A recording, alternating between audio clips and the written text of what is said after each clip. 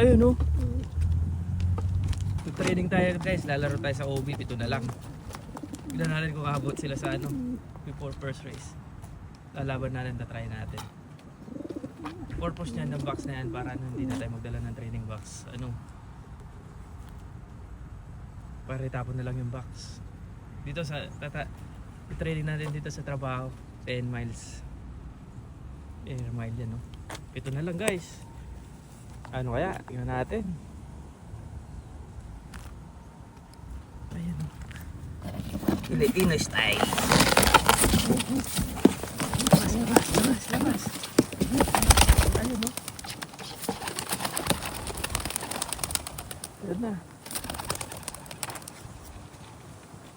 Yung lakas ng hangin, no? Tangin.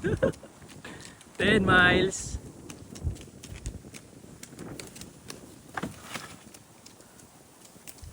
Ayun, no? Baba.